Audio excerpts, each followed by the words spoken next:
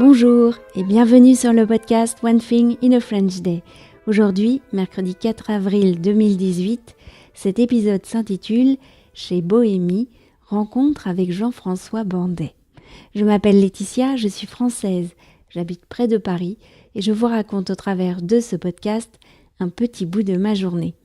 Le texte de ce podcast est disponible en vous abonnant à la newsletter sur www.onethinginafrenchday.com. Chez Bohémie, rencontre avec Jean-François Bandet. Dans le sondage auquel vous avez répondu il y a quelques semaines, vous avez été plusieurs à me suggérer d'interviewer les personnes que je rencontrais. Alors je me suis dit, pourquoi pas ? Pour commencer cette nouvelle aventure, j'ai contacté le patron de la boulangerie Bohémie. Il a accepté de me rencontrer et de répondre à quelques questions.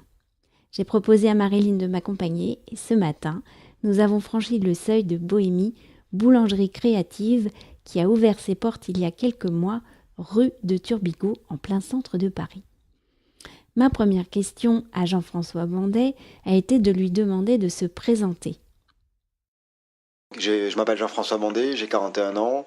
J'ai été chef d'entreprise précédemment pendant une dizaine d'années. J'ai vendu ma société et donc j'avais envie de repartir sur un nouveau projet dans un domaine qui me passionne, qui est la boulangerie-pâtisserie et tout ce qui est la restauration, on va dire un peu sucrée au sens large.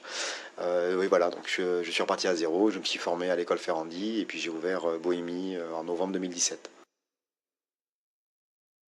Ensuite, je lui ai demandé en quoi le pain au levain faisait partie de ce projet.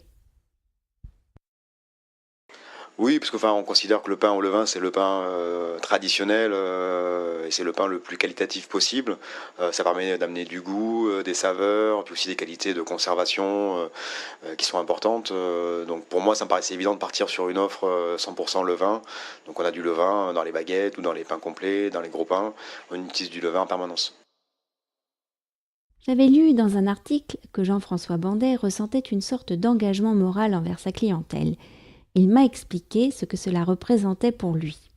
Moi, je me suis dit, si je crée une boulangerie, je veux qu'elle soit, que ce soit logique, soit cohérent, avec des matières premières de qualité, un vrai savoir-faire, du 100% maison. Si c'est pour faire une pseudo-boulangerie artisanale, mais au final utiliser des méthodes qu'on retrouve dans des groupes plus industriels, ça n'a pas trop d'intérêt, je trouve. Sur la viennoiserie, par exemple. La viennoiserie, sur le pain, sur les pâtisseries, ou même sur les matières premières. Si vous achetez vos crèmes déjà faites, vos fonds de tarte déjà faits, dans ces cas-là, vous n'avez plus vraiment de valeur ajoutée par rapport à des groupes industriels qui feront ça même parfois mieux que vous, quoi.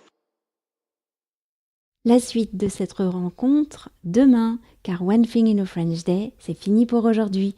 Vous pourrez retrouver le début du texte de ce podcast ou vous abonner à la newsletter sur www.onethinginafrenchday.com.